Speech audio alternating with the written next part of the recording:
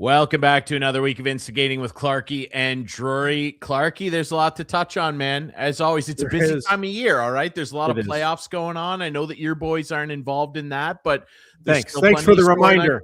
Yep, there's still plenty of storylines, okay? So don't worry. As you said, I was hate watching, and last night was not a good night for me. That was a bad night for hate watching for Mr. Clark, and we'll touch on that. Montreal, big win. Okay, series isn't over. Okay, you can still cheer for Tampa or whatever it is you're doing. They're blue and white. That works for you, buddy. Exactly. Listen, I feel like I do this every time we have a new guest on. Okay, and we have a lot of great guests that come on this show. If I were to rattle off all of the accomplishments and career stops that this incredible broadcaster's had, we'd waste an awful lot of time, and we want to get right down to the thick of things. Look, if you've turned a TV on or a radio dial in the last 25, 30 years, there's a very good chance you've seen this lady on your screen or coming through your speakers. Stops at Sportsnet, Vancouver TV, Breakfast TV out there on the West Coast. How about that? First female ever to host her own sports talk show on primetime television, okay, on Sportscentral. And then a little stop working for our buddy Chris Clark over at Leafs TV, okay?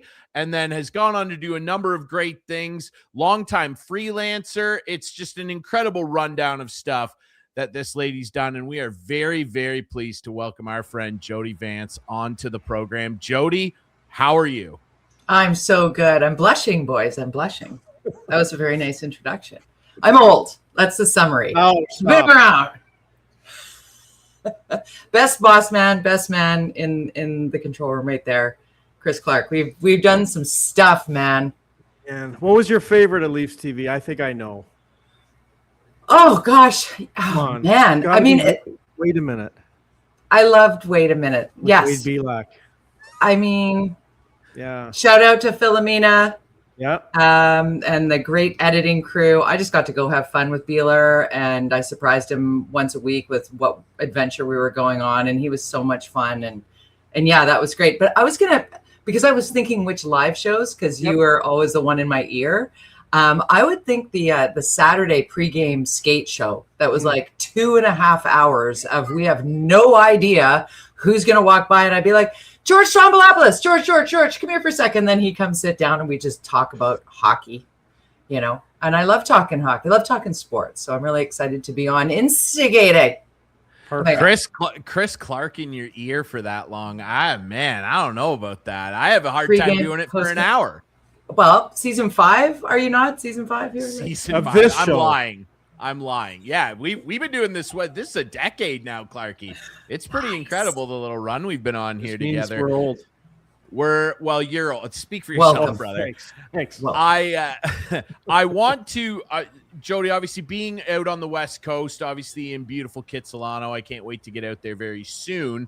Obviously some sad news out of Canuck land and really, the sports media landscape in this country with the passing of the great John Garrett, who's just one of the best to ever do it. There's Cheech, unfortunately passing away earlier this week. I know you would have crossed paths with him an awful lot working out there on Sportsnet Pacific on Canucks content.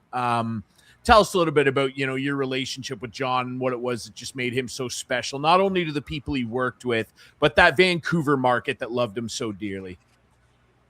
You know what? It's a good litmus test. If you have anything negative to say about John Garrett, it's likely that you're an asshole.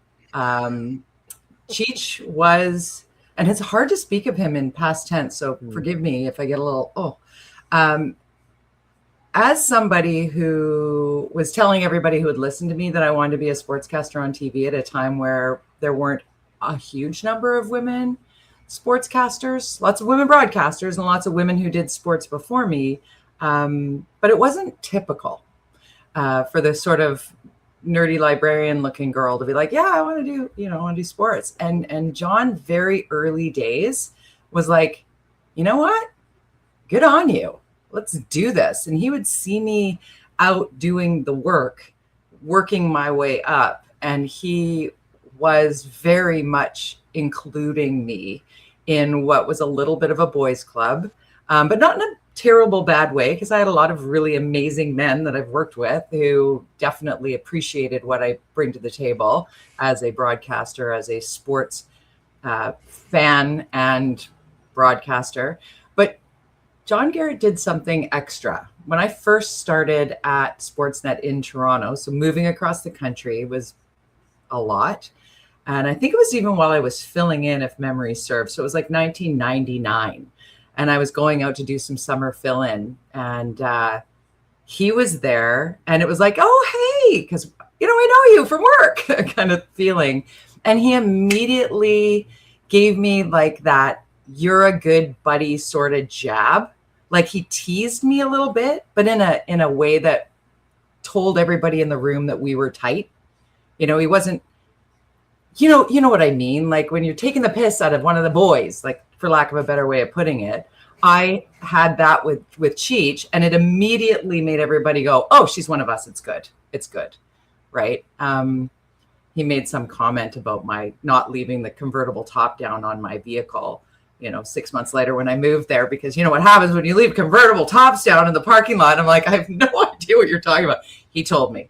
I'm like, okay. So that's the type of guy that Cheech was. And every time we crossed paths, it was like big hugs and how's the family? I feel for his family so very much. And the crew, John Shorthouse and Dan Murphy and everybody who was, there when the tragedy struck, all of them were sent home. They're not doing the rest of the series because that's how much he means to everybody. So, not just a great broadcaster, a great human being. And, oh man, I know there are so many people that are mourning his sudden passing this week in a way that, what could be said other than like, and well said. And I think that, when you see the legacy that a guy like that leaves behind with the fan base, the outpouring of love and, support for his family, just from the fan base and everybody that were, entertained by him for good reason for many years. Yeah. He was a very, very focal point of Canucks coverage and really just BC life and entertainment in the sports world in general. So, and he would take out his teeth to get photos. Like, Cheech, can I get a picture with you? Hold on, let me take my teeth out. He loved having his teeth out. He'd do it on the broadcast sometimes. It was great. Whenever somebody would get in a fight, he would just, I remember always, when Kevin BX would drop the gloves, he'd take his teeth out. It was just the best. Like he was perfectly suited and, completely embedded himself out there in that fan base. And sure did. I never met John ever. We never crossed paths, he being out west, I guess, and me being in the east. But what I wish is we would learn more about people and how good people are when people are still with us.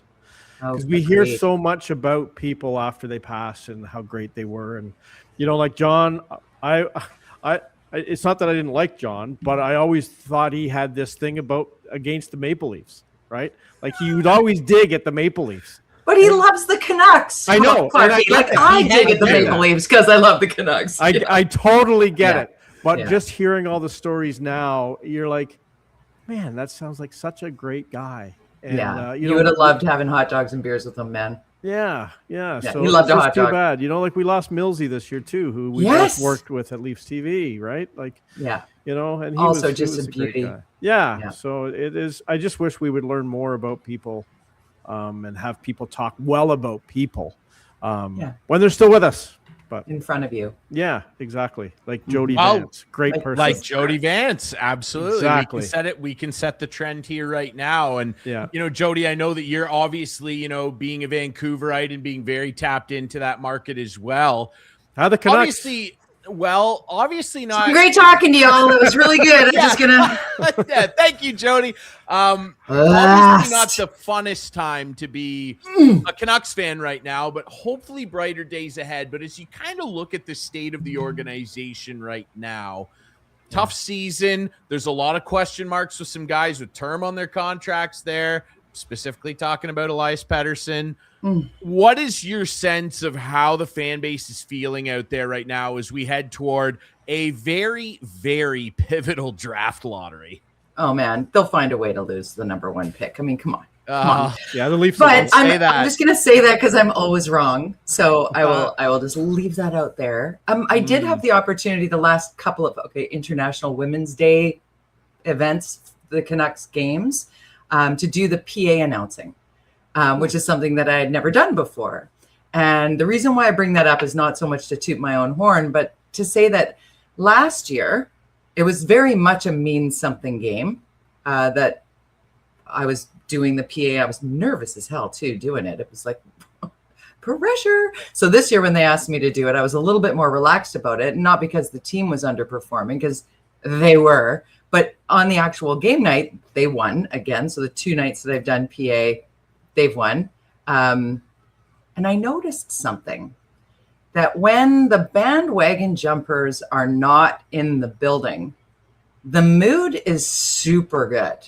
The Canucks fan base, weathered, have been through it, have been all the way to the point in the dance where you can taste it and then not make it there.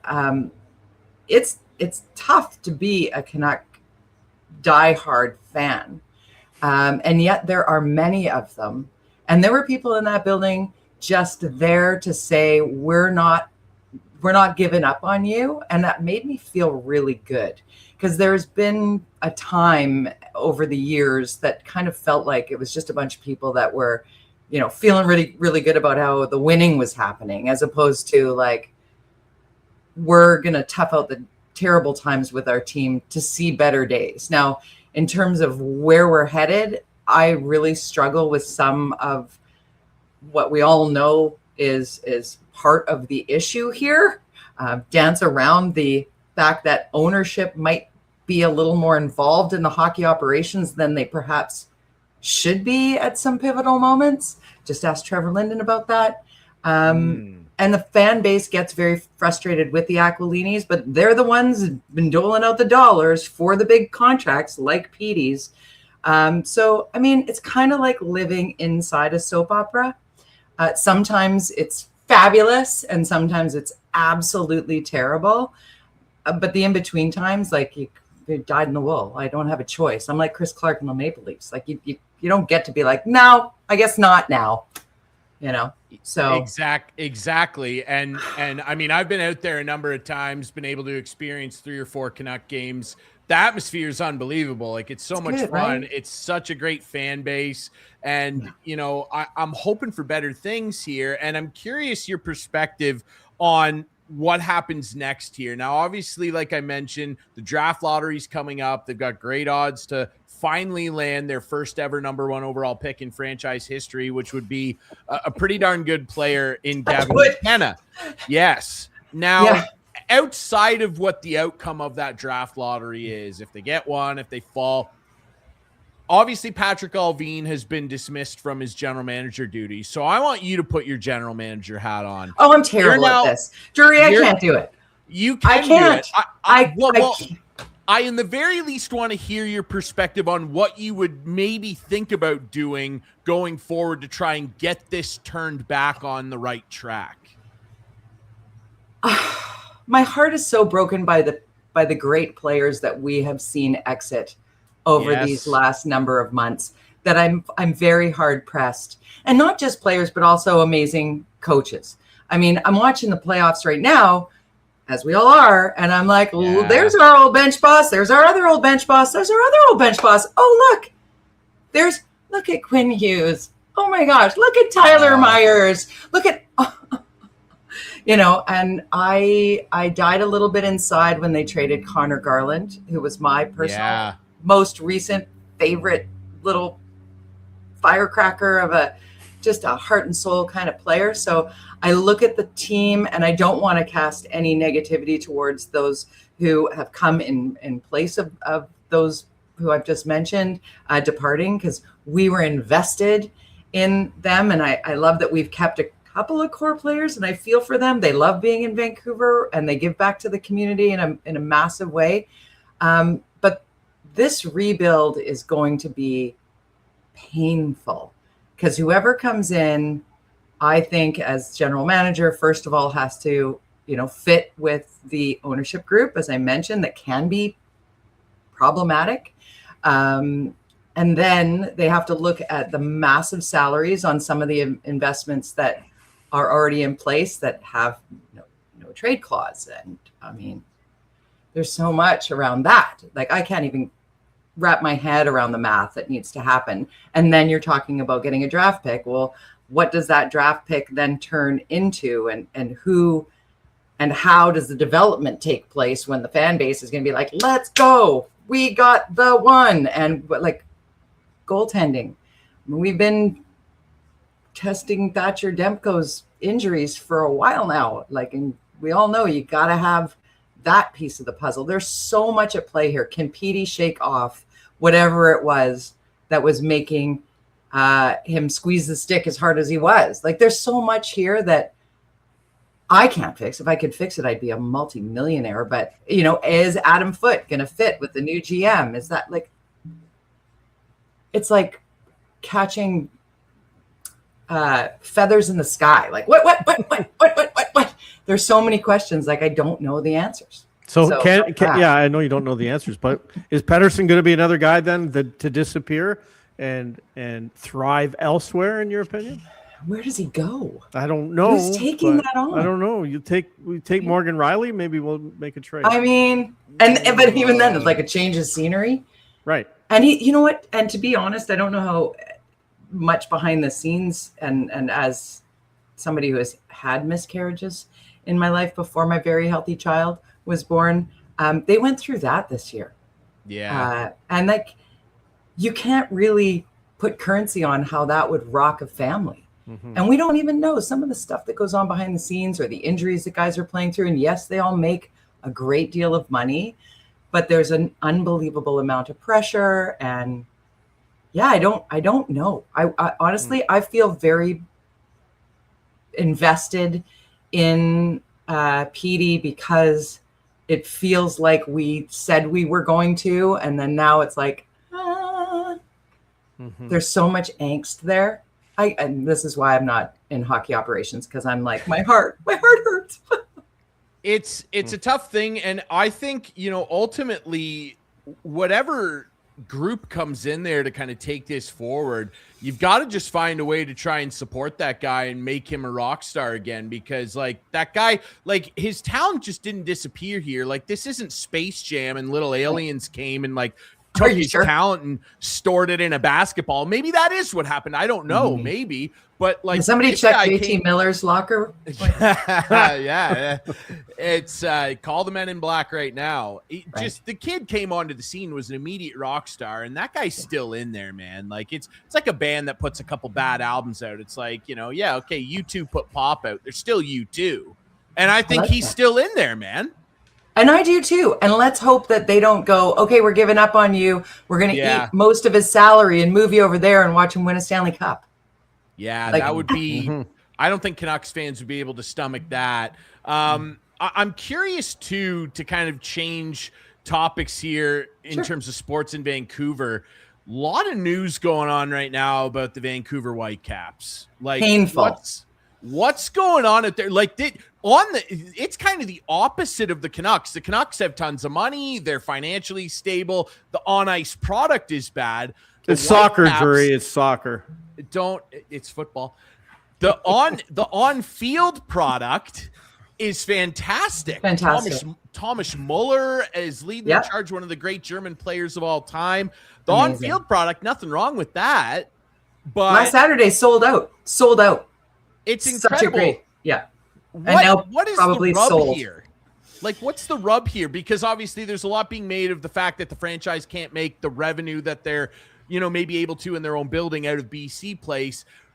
Talk us through the anxiety happening out there with this franchise right now. I'm confused.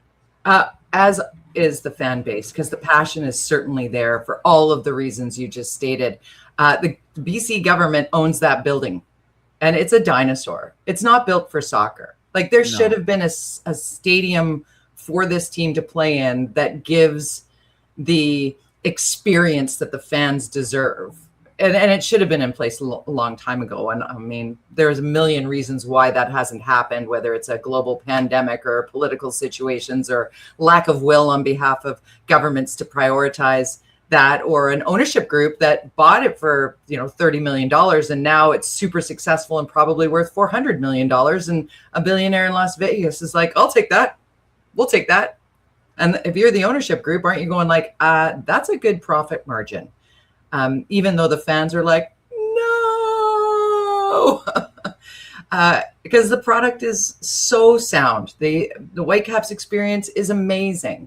And as somebody who remembers the days of Bob Leonarduzzi playing and winning, and us all, as a little kid, I was, sidelines of the parade singing the songs of, what is the color soccer? Like, we were living it and loving it, and that still is alive in Vancouver. So it's the dinosaur that is BC Place Stadium. It is hard to get to. It's expensive to park at. The only way this team makes money is to charge a fortune for food and drink. And, it's a $24 beer and a $13 hot dog. Like, it's just outrageous. Like, and the fan base can't afford it. So, I can't afford it. And it's $70 to park. It's like, we should have a stadium in an accessible place where people across Metro Vancouver can get to. Swan Guard Stadium was a good candidate if it was built up better. Empire Stadium, where the BC Lions used to play way back in the day. The Lions would have way better crowds if they played in a venue that was like that. It's kind of like, I said this to my podcast partner, George Affleck, who doesn't like sports at all. We talk about news. I'm like, imagine the Kingdome in Seattle. And he's like, yes. And I'm like, okay. So watching baseball there, not great. Then they built Safeco Field. Great little ballpark. Nice ballpark with a retractable roof, outdoor, indoor kind of vibes, because it rains a lot here. And boom, you have uber success, because the other big sports story right now is the idea of a Major League Baseball team coming to Vancouver. Yeah, so while we're talking about one leaving, we're talking about maybe Ryan Reynolds being involved with the baseball team. Like, crazy. Ryan, could you just buy?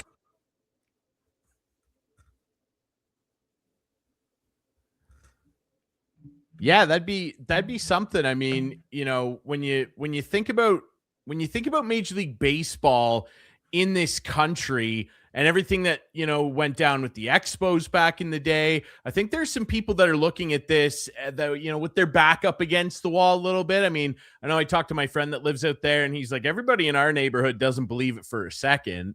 What's your opinion on this potentially happening? Like, I don't have a good read on the potential success or failure of Major League Baseball out there. I can't hear Jody. Can you hear her? We may have lost Jody's audio. Potentially. We can't hear you, Jody. If you can hear us. I don't know if her mic... you can hear me. We'll figure it out. We can't hear you. Something happened with your mic. We'll figure it out. Clarkey, you're familiar I'm with not an mic engineer. issues on We went this through show. this with Bonesy. I'm not an engineer. You're Clarkey, going to go out and come back in. She's going to go out and come back Clarkey. in. See, we know the sign language. We know the routine, okay? And listen, she'll give us a thumbs up when she's ready to come back on here. But yeah, I think it just clicked off at the end, and I thought, is it me? But then I heard you, so that's okay. Well, hearing me is always a great sign. Yeah, you're well familiar with tech issues on this show, okay? Just ask our buddy Bonesy. So right after you bragged about being an engineer. I know. Too. Well, no, I wasn't bragging about it. That's the best part. No, I was saying I'm not an engineer. I actually think he said it. I think Bonesy brought it up, and then you were gone. He did. Pretty funny stuff. Let's try it again here. Let's see if we've got it back here. No, the mic is working. I don't know. And you know what, too? That's a sure SM7B that Jody's got. I'm holding a 7B right now, so I don't know if that's a mic issue. That's a rare malfunction for a sure SM7B. I'm shocked by that. Do you know what I actually think it could be? Well, you tell her. Can you still hear us, Jody? Yeah. Okay. It could be a faulty wire or input on the computer. The computer is always the first thing. Unplug it and plug it back in. Isn't that what Rogers would tell you? You tell me what Rogers would tell you, brother. Let's try again. We got a thumbs up again. Let's try one more. Go time. with my AirPods now. Here we go. We got it. It's just my AirPods now. Did it? That's did okay, it? though. Did it? We can hear you. Let's go. I love though that you're keeping the mic there. It's authentic. Well, I mean, I can. No, it's good. So anyway, I wanted to. We were talking a little bit about Major League Baseball. And we wanted to hammer that with you because you brought it up in Clarkey. I know he was hot to trot on this. Mm-hmm. What is your impression of this? Because the mayor came out and had some big, bold claims about his thoughts about making this happen for Vancouver. First of all, could Major League Baseball succeed in Vancouver? Is the market hungry enough for it? I don't think so. I honestly, I don't think so. Not the way we are situated right now. We would need a new stadium that's in a more central location. That's all the things that we need with the Whitecaps, frankly, we would need for baseball. And the problem with the baseball season for Vancouver is that it's nice here. And if it's a nice day, people are like, yeah, I don't know if I'm going to go see a mean nothing game, 2-3 weeks in. We'll go another time. We'll go. There's a very sort of fickle vibe with booking in your sports needs, for lack of a better way of putting it. I would go. Like, there are diehard fans who would certainly go, but could we fill a stadium daily for the length of a season? And through I was living in Toronto for 10 years, through some very lean years for the Blue Jays.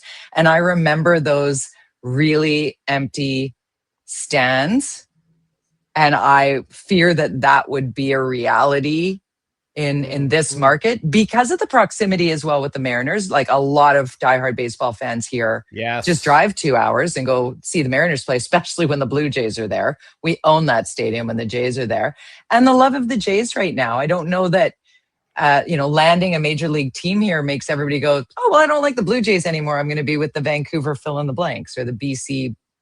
So I'm not sure. I'm not sure it could sustain it here. There'd have to be a massive investment. Do you think when Major League Baseball does all its due diligence that the failure of the Grizzlies would impact their decision? Maybe. Mm-hmm. That was so sad. Mm-hmm. That was right when I started doing sports on television, was when the Grizzlies were. It was like the end of their first season. I was doing like my very first ever TV sports hit at BC TV. And it was really tough because the Grizzlies had an awesome fan base. They did. But they really did. We were very sad. And, we don't all blame Big Country, but a lot do. Yeah. Mm-hmm. He was very nice, though. Yes. I still think people haven't forgiven or forgotten out there. I mean, there was a great little documentary that was put together a couple years ago about it. It was really, really well done. I'd actually be a lot more optimistic about basketball returning to Vancouver before I ever believed in seeing a Major League Baseball team. But I've been wrong before, and darn it, I'll be wrong again. Speaking I think you're right. Wrong again. Yeah. She thinks I'm right, Clarkey. Speaking of wrong again, and this will really piss off my friend Chris Clark. Okay. Toronto Maple Leafs. Uh-oh. You worked at Leafs TV. You covered this team intimately for a long time. I did. You got to see kind of the ins and outs during an era that was not very fun to be around, to be fair. I'm curious what your thoughts are on the rumors flying around now that it could potentially be a team made up of John Chaika and Matt Sundin, a guy with Toronto and Vancouver ties that I'm sure you interacted with numerous times, potentially heading up a new hockey ops department for the Leafs. What do you make of where they're at right now and the leadership, or maybe lack thereof, of Keith Pelly right now, Jody? Keith Pelly has a lot of pressure on his shoulders in this moment. And I have a little bit of knowledge of him away from his role with MLSE right now. Because when Scott Moore, who hired me at Sportsnet originally, was heading up Sportsnet when it launched, Keith Pelly was the top guy over at TSN. And fun fact, Scott and Keith are best friends. have been forever. The two of them were on the assignment desk at TSN back in the day. So these two have like come up. They've done every rung of the ladder, old school, real ways to earn their spots in executive suites. So when I look at where Keith Pelly finds himself today, I know how much experience he has in taking things that people believe won't work and making them work. And at the same time, he's made a bunch of really big decisions that leave him rather like an island.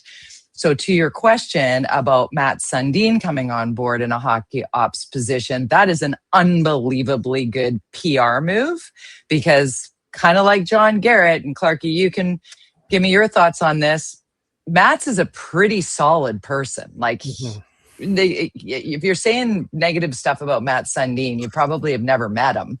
And his hockey IQ is pretty high. So, I mean, if you want to solidify your blue and white Maple Leaf live or die forever and ever base, you do it by making a move like that, kind of like the Aquilinis did with putting Trevor Linden in charge here. But you got to let those horses run, which that's the bit of this that we're not really sure going in, because the PR only takes you so far. Will that, make it into the room? Because I've not been covering the Maple Leafs, but watching from afar, it would appear there was a culture issue. Is that safe to say, Clarkey? Yes, I would say that is definitely safe to say. Yes. Yes. So, I mean, maybe a guy like Matt's being there, because Keith Pelly is, certainly a sport and hockey brilliant executive. He's not an NHLer, right? And there's something to be said for beyond the executive suite. You've got to have the connection with your players that brings dividends, because boy, is it due in that hockey market. I mean, it's been painful to watch. I just love to know what title they're going to give Matt. Is he going to be the president of this hockey team, or is he going to have a different role and Keith Pelly will be the president of MLSE and the president of the Maple Leafs? It scares me, Jody. It really scares me as a fan that they're going down a road that is not a successful one. At the end of the day, time will tell. But John Chayka, he's done nothing. He's not even in the game right now. Trouble. He's got himself a lot of trouble. And to me, it's like, well, let's hire Chayka, but let's, as you said, let's hire someone for a little PR here as well, so we're not hammered. That's not the right thing to do. You can't tell me the Toronto Maple Leafs can't attract top-notch executives to run this hockey team, and that's what scares me. I think they're out there, but I guess this search firm pulled these two guys out of their hat, so I don't know. Well, when we were working together there, Berkey came in. Remember when they brought in Brian Burke? Coming off some great successes and coming in hard, and it was a tough couple of seasons. And it's not that Brian Burke doesn't know what he's talking about. It's the connection between here and here. And you've got to get that room and that lightning in the bottle vibe that we see in the playoffs now. You can see it's the reason why they don't play the games on paper, right? Because on paper, this team should win. Well, Well, for sure. In the past, they should have won, that's for sure, but they didn't. And who knows? I don't know. It's as I said, it scares me as a fan, and I'm nervous about the future. I've said on this show before, I think they can turn it around without stripping it right down. I might be in the minority, but I really think they can. It's worth a shot, because building it back up to where the key players are right now is going to take a long time and a lot of money. That's what makes me so sad about the Canucks situation right now, even though there are a couple of bones there, but there's some really necessary strategic pieces that we're going to have to wait on, because we can see them coming through the pipeline, because we're winning. We're winning out in the valley, but we're not winning downtown. So that's the bit. The good news is they'll win the lottery. Yeah. The Leafs will win the lottery. They'll get the number one pick. And then in 3 years or 2 years, they'll have Connor McDavid. So this podcast things is are over. fine. I know. I keep getting so annoyed that he keeps saying that. I don't know why McDavid would want to sign up for this mess, but McDavid might exit the building in the first round. Like, what I know. Which is crazy, you know, given all that they've been through, and to come up short and not be able to get it done. But how upset is he signing that deal? I don't know. I wouldn't be happy. know. They haven't shown him anything. Well, he was happy when he signed it. And as Ray Ferraro always says, if you're happy when you signed it, you shouldn't complain about it later, right? So he's making $12.5 million. He's making plenty of money on endorsements. I think I see his betting commercial every third commercial on and banking. Podcast. Yeah, I think he's going to be okay. And ultimately, I think he stays there. I want to finally ask you too, Jody, because I know this is something you're passionate about as well. The Blue Jays.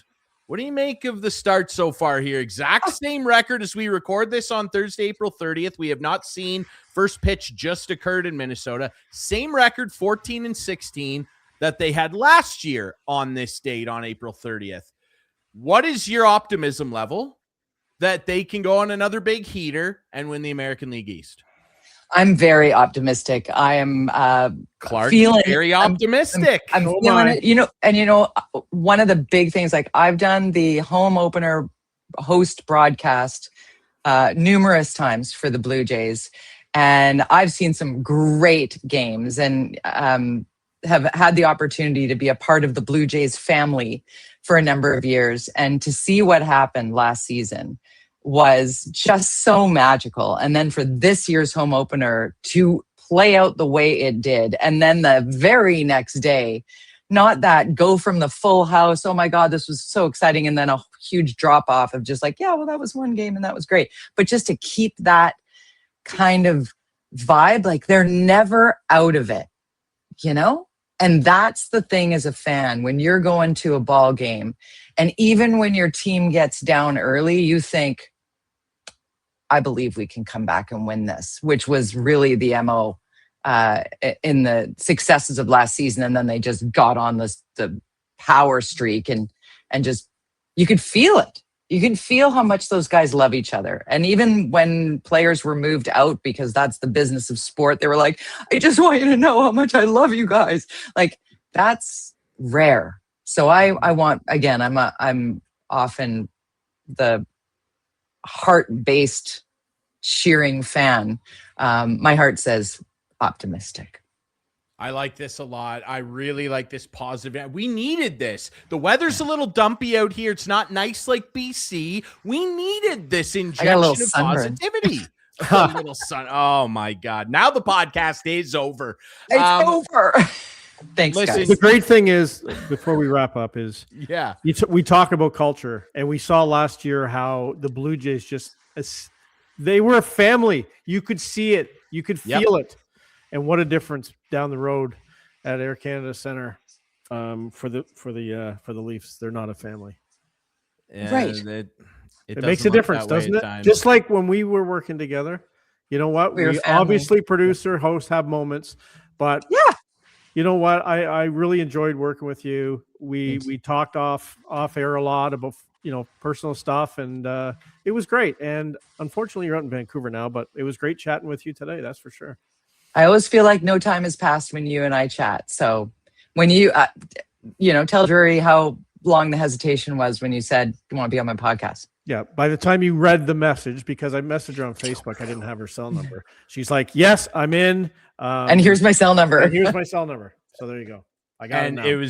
And what a treat this has been. We got to get you back on. Sure. Hope sooner rather than later. And Jody, in the spirit of what Clarkey said about Cheech, I just want to say it's been a pleasure watching your career all these years. You've been an inspiration to a lot of young women and girls in terms of establishing a sports identity in this country on the air. And you should be incredibly proud of that. How about that, Clarkey? You like that? Excellent. And there's positivity. There's an MLSE connection at Canucks games when Jody's doing the PA. Kat Stavankovitz is also the that's right. In-arena in-game host who used to do the Raptors. Yes. I know Kat very well. She's awesome. Yeah. Great team of women behind the scenes in that building as well. Yeah. Very, very, very proud of the work we get to do, right? Yeah. Aren't we lucky? Even when the team doesn't win, we have to be there and keep positive and think about paying it forward. Those Blue Jays last season, they made millions of new baseball fans and millions of kids dream that they could be Trey Escavage. I mean, what a story, right? Yeah. And the Maple Leafs will be able to recapture that at some point and understand that it's not about status and paychecks and who gets the puck for how long. They can actually start winning and believe again. Belief. I love it. It's very I certainly hope so. More so for that guy. I just hope Clarkey can experience a nice run here. We've kept you longer than I promised, so thank you. No worries. I loved it. Let me know when you want me back. I'll chat anytime. 100% you'll be back. Certified friend of the show, Jody Vance, ladies and gentlemen. And when I'm out in BC, maybe you'll take me with you, Drury. Let's do it. Maybe I drag you onto the plane, Clarkey, and we meet up on Granville Island. We can you never know. Right up in Jody's right over there. Yeah, Granville Island, right over there. Let's meet up in front of Lee's Donuts, and we'll have a time. I'm well versed, Jody. I know what's up out there. I'm just gonna drop this last nugget. My husband is a chef. Wow. See you in my dining room, boys. Oh, perfect. Wow. And now it's becoming real. Jody, thank you so much for doing this, my friend. You're welcome. See ya. There she is, ladies and gentlemen, Jody Vance. And Clarkey, I mean, what an incredible career she's had. I mean, you know, you look at all the incredible stops she's had, the fact that she was the first female anchor full-time on a sports show in prime time in this country. Like, look, hey, we've had some incredible guests on this show, Clarkey. It's not every day that we have somebody who made history in this country. That's okay? Right. You got to bring her back on. I've never made history. Keep that pose. Let's just bring her back on for a second. Look at this. Look at the dog. Look at the dog. Yeah. What's the dog's name? This is Calvin. Oh, what a beauty. Beautiful. Big Canucks. The other two are jealous now. Big Canucks guy, Calvin. Canucks get down there. Okay. Yes. See ya. Bye. Thanks, Jody. we had to bug her one more time before we let her go. Buddy, man, there's a lot of stuff going on. I mean, thanks for Jody coming on here and running down. We've talked a lot over the last couple of weeks about all the crazy stuff going on in the Toronto market. How about Vancouver right now? Might lose the soccer team. Are we getting a Major League Baseball team? Canucks, are they going to get a first overall pick for the first time? Man, it's loud out there. I can't wait to get out there and kind of get an in-person pulse. Clarkey, you really need to get out. Can I stay at your buddy's place there, bud? No, because they have a kid now. But we could rent a very cheap Airbnb out there. Let's do it. I can get my taxes back. It's a good time right now. Let's go. I just got mine. Thank you, Sean Cottrell. Let's go. Let's go to Vancouver, and we'll do a show out there. And we will 100%. We'll have Jody. Jody will guest host. Yeah, we'll get Jody on. We'll do the show from her dining room. But you know what we should do? Yeah. We'll get a permit and we'll do it in front of Lee's Donuts. That's the play. You don't know about Lee's? No, I don't. Is it like a gourmet donut place? Listen, dude, this place, it exploded in popularity recently when Seth Rogen talked about it on a show. Notable Vancouverite Seth Rogen. It's this little donut place. So Granville Island is kind of similar to what you and I would know as like the St. Jacobs Farmers Market. It's this big farmers market on Granville Island. There's restaurants there. But the market, they sell fresh produce, a lot of fish, fresh fish. You got to have some candied salmon out there with me. Okay. I'm going to get you down with the full tour. I don't even want to tell you about it because I want to show you live in person. But in Granville Island, in the market, there's this little shop. It's called Lee's Donuts, and they make redonkulously good donuts, brother. Okay. All right. Yeah, I'm in for right sure. Out front. I've been to Vancouver one time and one time only, and that was for the NHL draft. Actually, I lied. I did go to Seattle, and we flew into Vancouver, but we didn't spend any time there. It was when I was covering, doing some work for TFC, and they played Seattle in their first game of the year after they signed their big. Who was that big guy they signed? TFC. Are you referring to Jermaine Defoe, the guy on the commercials where it's a bloody big deal? Yeah, remember those commercials? Yeah, it was Jermaine Defoe who didn't really work out tremendously. Jermaine Defoe, and his first game was in Seattle. So I went there, and I think he scored. Didn't he? I think he did. Yeah, what a great stadium though that was, where the Seahawks, The Seattle play. Sounders. Yeah. and The 12. Beautiful. I think it was Xbox or something stadium when I was there, or Microsoft or something. That makes sense. Yeah. Just an incredible place. West Coast, best coast. They say it for a reason. I can't wait to get out there. Yeah, but never spent time in Vancouver other than work. So I'd like to go on a personal level. So here we go. Let's book it. When are we going? Just give me a heads up. Let's go this summer. Let's go in like July. Okay. We'll do it. Tremendous. And we're gonna get in the ocean. It's gonna be great, dude. Yeah. It's gonna be great. We're doing it. Okay, we're locked in. Are you okay to travel with? What? Am I okay to travel with? You okay? Yeah. Dude, I'm the easiest guy to travel with in the world. Yeah, well, you never know. I take a little backpack with my clothes rolled up in there, our listeners don't want this, to stand in the way of our show or anything if we don't travel well together. I'm easy too, so it's fine. Okay, let's move on. What are we going to talk about? I bet you are, brother. Well, talk about travel. I mean, the Minnesota Wild are certainly hoping they don't have to do too much more of that to Dallas, as they have an opportunity as we record this to close that series out. You predicted they'd win the cup. I'm loving what Buffalo's doing. Wish they could have got that one out as Pasternak squeaked one past in overtime. But the vibes, I might have to go down to a game in the second round. I'm not confident that they're going to beat the Bruins. That Buffalo crowd is like something out of a movie. It looks incredible what's going on down there. I can't believe it. Montreal. Do you want to take a moment to, dude? It's like the games are so close. Like, let's be honest, they are, man. The games are so close. Even like how many games? 3 of them have gone to overtime. It might be the best series of the opening round. I think it's been the closest for sure. It could go either way, but unbelievably in my mind, Dobish has been out playing Vasilevsky, and that's the difference right now. Like, he has. Let's be honest. He has. It hurts me to say it, but he has. That goal that Vasilevsky let in for the winner. Yeah, that was a leaky winner. That's one you don't see him let in very often. So maybe they're in their heads a little bit. And boy, Game 6 in Montreal on Friday night with a chance to move on for the first time since they went and lost in the Cup final to Tampa in the COVID bubble year. Yeah. So, and then it will be Montreal and Buffalo, which would be interesting. Oh my God, Montreal, Buffalo. Oh God, I love it. I do miss it though. You must too, right? You must miss watching your team, because I'm missing it after 9 straight years. I'm missing it. Yeah, I mean, like, I would have preferred Washington made it, obviously, and I mean they were the number 1 seed last year, so a lot of injuries, just some drop off, and some guys took a step back. Yeah, I mean, I would love to be watching them, but I got to say, I'm pretty entertained by what's going on in this first round so far. It's fun hate watching, as you mentioned, so that's what I've been doing.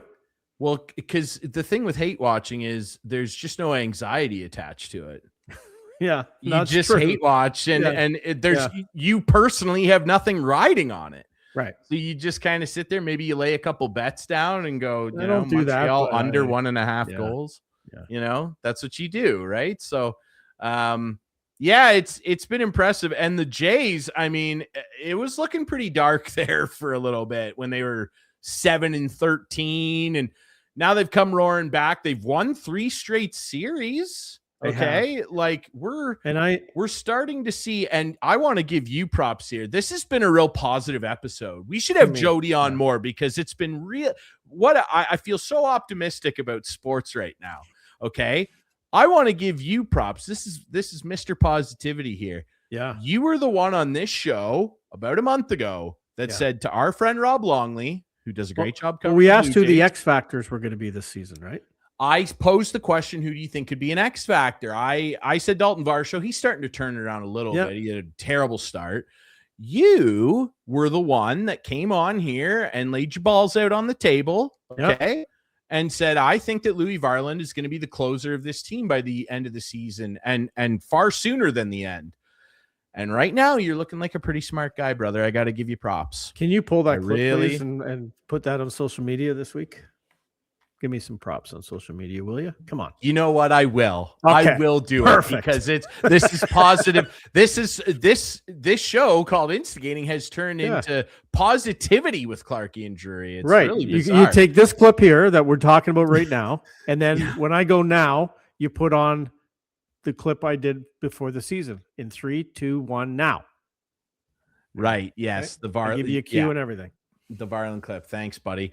I want to tell you though, I got to swing it back to a little bit of negative town. Okay.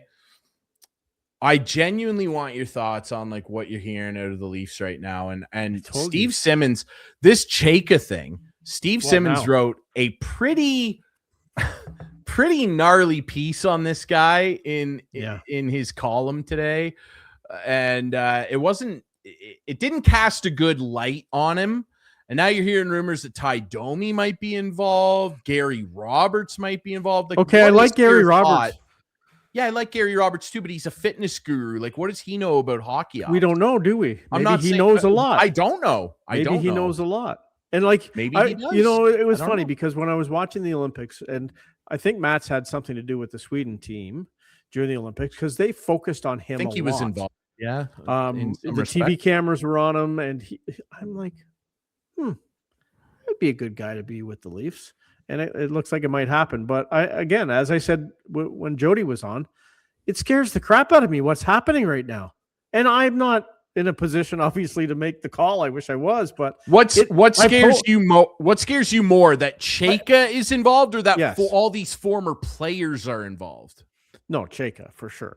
Okay. Like, as the general manager who's never had any success, never won anything, why don't we surround this team with some winners here?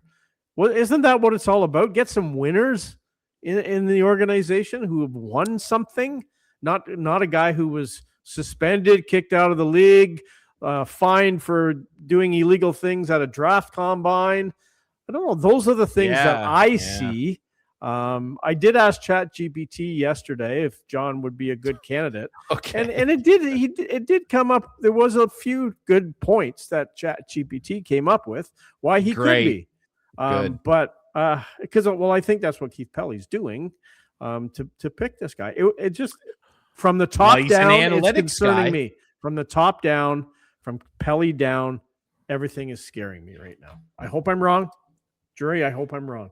But and again, like his name surfaces and you're going, well, is his name just surfacing because he would turn into a yes man for Pelly and his perceived analytics driven full steam ahead with a computer screen running this team? Yeah.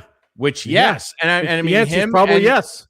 And him and Megan own a stats analytics company that provides analytics to a lot of different teams, NHL teams. They do work for some baseball teams, other hockey teams, and to great success. Like, where's Eklund? Maybe we should bring Eklund in because he was a business. Right.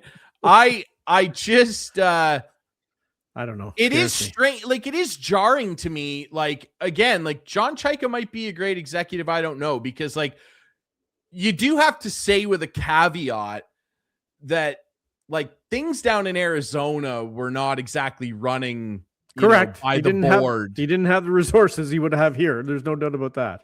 So that has to be like a little bit of a side asterisk when we discuss this guy. I agree. But much like you said earlier, I'm just confused as to what it is that MLSE wants to do here in terms of, let's be honest, taking on quite a bit of risk, bringing a guy like this in who's got a bit of a checkered past with the league. Like, Gary Bettman was not happy about that situation that went down at that illegal draft combine training thing that they pulled off, which cost the Coyotes draft picks as well. And they were fined. Which, I mean, the league was basically finding themselves at that point. They were financing the Coyotes. So I wonder if Gary fined himself. I wonder if he looked in the mirror and said, $150,000, put it in the piggy bank. I don't know. I said terrible joke. I'm confused, like you said, though, as to like, this is the Toronto Maple Leafs, and like, this is something you're willing to risk. Right. That's what I'm like. getting at. I could understand this if it was the Seattle Kraken, or something, right? Yeah. And by the way, like, have you heard any whispers about like what Ron Francis is going to be up to? Like the Leafs aren't calling Ron Francis. Maybe they already have. We don't know, right? It's all and in that sense, like I think Matt Sundin could make a good, president of hockey ops or whatever his title. Like I really do. I think he's an extremely smart guy. He's an extreme. People say he was the best captain of the Toronto Maple Leafs ever. Like I was around when he was the captain. He treated me with class every time I met him and talked to him. He treated everybody with one of the classiest players ever, really. I have no doubt that he could serve, in a very efficient capacity as a president of hockey ops. Because again, like, people are like, well, what experience does he have? Well, what experience did Joe Sakic have? Right. Or Rob Blake, or they learned and they figured it out, some more successfully than others. Sure. Like, I think Joe's loving what he's up to out in Colorado. Who's to say that Matt Sundin couldn't go in there? And right. I love that it would be a hockey ops and not the general manager. He could be an ancillary piece that would have really good insight on what makes players effective to the general manager and be involved in those discussions. I wouldn't want him to be the general manager. And then you look at, some of the names getting tossed around here, and Leaf fans seem pretty underwhelmed. And again, I don't know anything about these guys, like from a personal like Mike Fuda apparently was. I was talking to Mike Gentili, a friend of our show, Mike Fuda, and he works with Mike Fuda, and the rumor was that he was one of the finalists, and he's a winner. He's won in this in the NHL. He's won. He's actually done stuff. Unlike Chaika, and unlike this other guy, whoever it is. I don't even know who this other guy is. And again, I don't necessarily think it's like imperative they hire somebody that's won a Stanley Cup, because loads of executives that won cups over the last number of years hadn't won one before until they won one over the last couple of years, like Julien Brisebois, and go down the list, right? So, but I do think I would rather have somebody that's been involved in the battle and had success with a team that's done well, like Scott White out of Dallas, potentially, rather than a guy that was exiled from the league for 6-7 years because he illegally, worked out draft prospects. One of the stupidest scandals in league history that I've ever seen, right? Yeah. And again, I don't know how much solely John Chaika is to blame for that, but it's part of his legacy that he has to wear. And I'm just not sure that it makes a lot of sense to me. They hired a search firm, Drury. They hired a search firm. But he's one of their clients. To come up with the best. He's one of their clients. Which if that's the case, then this is the biggest farce on the face of the earth. That's what we said 3 weeks ago, Keith right? Pelly obviously is friends with this guy too. Buddies helping buddies. Buddies helping buddies. The Leafs buddies. cannot turn into an old boys club again. Wow. With Harold Ballard just hiring a guy. I don't know, brother. It's again, there's a lot of runway left here. Time will tell. We're about to enter May. Yeah, let's get on with this too. Like, what's going on? Like, it's May. Like, they're about to have the draft lottery soon. They're about to do stuff. It'd be nice to have a guy in charge when they're doing like.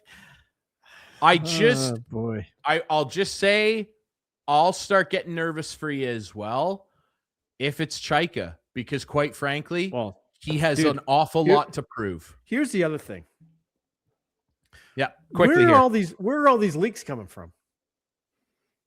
I'm sure from the firm. Well, we got to remember too that one of the sports broadcasters is also owned by Rogers in this country. So anyway, I just don't like all this. You said it, not me. I don't like all this, all the leaks. Like, I don't know, brother. When I was there, when Brendan Shanahan was there, not that I was a fan because Brendan didn't win. Nothing came out early with Brendan Shanahan. He made sure. And Lou, came out. Keep in mind, Lou was there. Exactly. The Godfather. Yeah. Okay. Anyway, we got to wrap up. Good show. Thank you very much. Stuff. Thank you, Jody Vance. Flew Really by. appreciate it. Follow her on social media. Follow us on social media at Instigating Pod. Please make sure to subscribe to our show. Catch us on YouTube, Rogers TV, all your favorite podcast apps. We will be back next week, maybe with a new Leafs GM here on Instigating with Clarkey and Drury. Stay tuned.